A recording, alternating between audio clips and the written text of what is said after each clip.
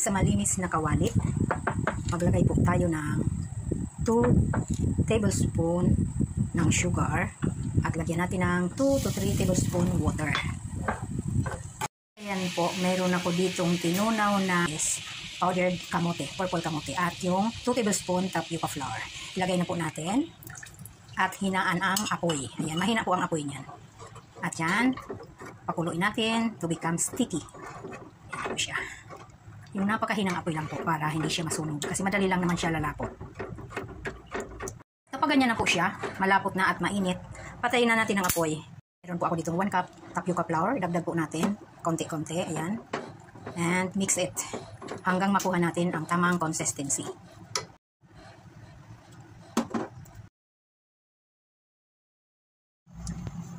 Yung ganito, ako kasi, I want to learn and I will not stop learning. Pag guminto ka, syempre hindi ka matututo. Try and try until you succeed, okay? Mahirap man o hindi. If you can try, you try. Okay. So, ito na po ang ating boba dough. Yan, ganyan po siya.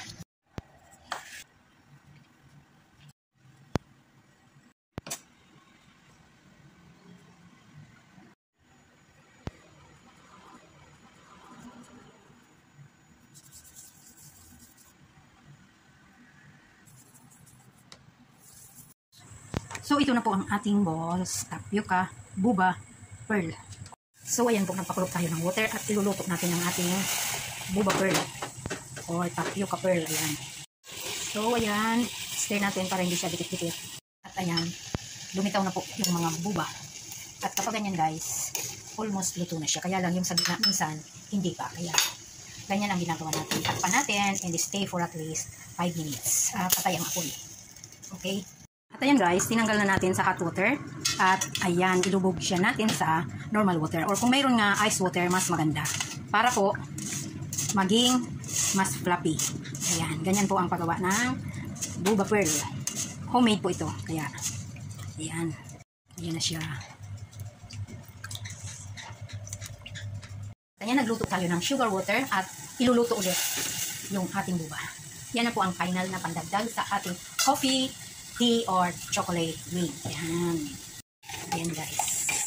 Hindi siya dikit-dikit. Kaya yung nilalagay sa normal water, parang hindi siya dikit-dikit. Ayan na. Ganyan na yun guys. Okay. Po, ang gagawin ko ay choco boba.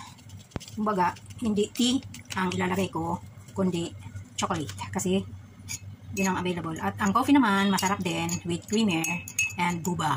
Kaya lang hindi tayo niya mga natulog. Kaya chocolate na lang. So, ayan na guys, ang ating boba pearl with ginger flavor po. Pwede po siya may flavor. Ayan. Testing na natin. May sugar po yung water niya, kaya huwag natin dadamihan masyado ang ating sugary pearl. So, nagdagdag po tayo ng hot water. Ayan. O, diba? Ang ganda. Ayan. Dadagdag na rin tayo ng creamer or ako, ang available is fresh milk. Okay.